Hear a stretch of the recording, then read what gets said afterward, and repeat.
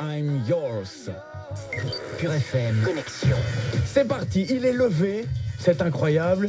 Il est quand même 4h42 au Pérou, si je ne m'abuse. Bien le bonjour Renaud. Eh ben bonjour Raph. Donc j'ai raison, il est 4h43 pour toi? Exactement. Oh. Est-ce que en même temps, c'est pas le Pérou. Hein. Oh, j'ai pensé la faire, puis je me suis dit... Non, il fallait que je la fasse, il fallait que je la place, ou sinon ça allait pas aller. Donc il fallait que je la place, ça c'est fait, clac, on passe à autre chose. T'es donc à Lima au Pérou, le soleil se lève ou il fait encore nuit? Non, il fait encore nuit, hein. Le soleil va se lever peut-être dans 2h30. Actuellement, 2h30. Oui. C'est quoi le climat et les températures au Pérou? Alors actuellement, là on est au printemps, donc on vient de passer au printemps, et depuis maintenant 2-3 semaines, c'est grand soleil. Hein. Il faut savoir que Lima, c'est en hiver, donc on était en hiver pendant que vous étiez en été, n'est-ce pas? Et tu as une brume constante qui se passe au-dessus de Lima, qui est due en fait à l'évaporation de l'eau de la mer du Pacifique, et qui stagne sur Lima. Donc pendant 4-5 mois, tu as comme ça une brume constante et des nuages constants, et qui sont en fait qui sont pas repoussés par le vent qui arrive de l'est, donc de la cordillère des Andes, parce qu'elle est évidemment bouchée par la cordillère des Andes. Donc c'est grosso modo 4 mois en hiver, 4 mois de brume, et puis après c'est le soleil jusqu'au mois de juin. Est-ce que ça veut dire que l'air stagne en dessous cette couche de brume, et donc il y a plus de pollution, qu'il faut faire attention? C'est pas vraiment une question de pollution, c'est vraiment un phénomène météorologique, c'est vraiment l'eau qui s'évapore, qui arrive sur la ville de Lima, qui stagne sur Lima. Mais elle ne bloque pas le renouvellement de l'air en dessous pour la ville? Non, ah oui, donc non, parce que, voilà. Oui, donc parce que toi tu es dans l'hémisphère sud. Absolument. C'est pour ça. Donc toi, quand tu tires la chasse, l'eau elle tourne dans le sens inverse Alors, de chez nous. Et ça c'est vrai aussi. Mais j'ai eu l'occasion d'aller en Équateur, et pour faire le test, aller faire le test quand même, parce qu'en Équateur, l'eau elle tombe, il n'y a pas de tourbillon, ça tombe vertical. Je rêve de faire caca en Équateur juste pour ça, moi. Juste pour ça. Ça fait donc 2 ans que tu es à Lima. Qu'est-ce que tu peux observer quelle est la grosse différence, évidemment, question habituelle, entre le quotidien que tu pouvais avoir ici en Belgique et celui que tu as au Pérou actuellement? Mais je pense que, personnellement, moi, c'est plutôt le côté humain. Il n'y a rien à faire. Les gens ont vraiment la main sur le cœur. Il y a un problème, tu peux y aller, tu peux parler. Il n'y a pas de... Comment dirais-je les gens font tout ce qu'ils peuvent, parce qu'il faut quand même se dire aussi que le Pérou, c'est un pays qui, pour la majorité des Européens, est peut-être un pays sous-développé, etc., mais non.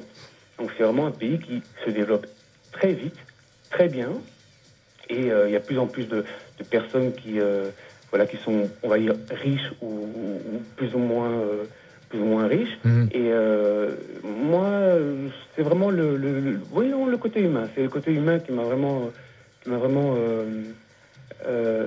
abordé. J'ai envie de dire aussi, il y a 2 choses que j'ai rencontrées là-bas. C'est par exemple au niveau des médicaments. Bon, c'est pas très glamour, mais les médicaments, par exemple, ici, en Belgique, toi, par exemple, tu as un mal de tête ou quoi, tu vas faire quoi? Tu vas aller chez tu vas à la pharmacie, chercher un petit truc, un machin, etc. Tu vas faire quoi? Tu vas acheter une boîte de médicaments. Ici, non. Ici, on achète des pilules. On les achète par la pièce. Ah oui, d'accord. Donc, en fait, tu es malade pendant une semaine. Tu prends ce dont tu as besoin, quoi. Voilà, exactement. Pendant une semaine. Du coup, tu vas pas commencer à stocker 1 milliard de boîtes qui, après 1 an, vont être périmées, tu vas faire balancer. Etc. Donc, c'est vraiment au compte-gouttes. Et ce qui fait que tu ne te retrouves pas qu'une pharmacie à la maison, déjà de 1, et puis de 2, au niveau de la Sécu, voilà, tout le monde y gagne en fait. Toi tu y gagnes, et puis en plus, l'État y gagne aussi. C'est quoi le moteur économique du Pérou en ce moment? Qu'est-ce que tu me dis? C'est un pays qui est en devenir, qui est en train vraiment de se développer. Il y a pas mal de gens qui font leur beurre. Qu'est-ce qui fonctionne bien? Au Pérou, enfin en tout cas à Lima. Oui, à Lima, parce que c'est là où tu es. Voilà.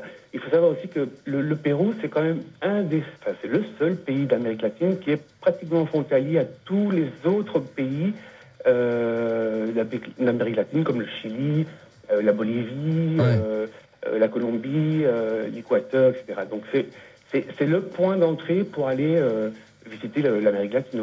Donc c'est l'aéroport principal de Lima est vraiment l'aéroport clé de toute l'Amérique latine. Les gens souvent vont d'abord à Lima et puis après ils partent en Colombie ou au Chili, etc. Donc c'est l'import-export qui fonctionne très bien. L'import-export fonctionne bien, mais surtout au niveau du tourisme. Il faut savoir le Machu Picchu. Ouais, le Machu Picchu qui est quand même le temple inca par excellence et qui est, je pense, si je ne me trompe, pas le lieu le plus visité en tout cas en Amérique latine. Est-ce que toi-même tu portes le bonnet péruvien? Je ne porte pas le bonnet péruvien parce que là il fait demain, dans 2h30 il va faire 25 degrés. Oui, donc je ne peux pas me permettre. Tu ne peux pas te permettre de porter le bonnet péruvien. Je ne peux pas. J'en ai. Si tu devais conseiller un endroit à aller voir à Lima, au Pérou en tout cas, autre que le Machu Picchu, qui est quelque chose, tu disais, des monuments les plus visités en Amérique latine, qu'est-ce que tu conseillerais? Quel élément? Alors, à Lima même, en fait, Lima, c'est quand même 10 millions d'habitants, donc c'est quand même c'est énorme. Ouais, c'est énorme. Il y a un centre vraiment, on va dire, touristique et économique qui est Miraflores. C'est vraiment on va dire, c'est l'avenue Louise, on va dire, de Lima en tout cas. Et c'est là où se trouvent toutes les banques, tous les centres commerciaux.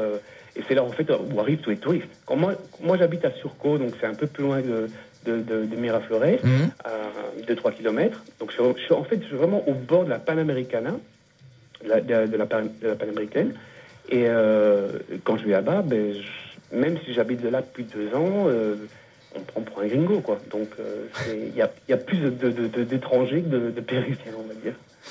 Merci beaucoup Renaud pour ces indications sur le Lima. On ne manquera pas de te rappeler une prochaine fois pour avoir d'autres informations et puis d'autres infos sur la vie quotidienne du Pérou. Passe une très bonne journée. Merci beaucoup de t'être levé pour nous, puisqu'on rappelle, il va être juste 5h du matin pour toi et tu t'es levé spécialement pour nous. Exactement.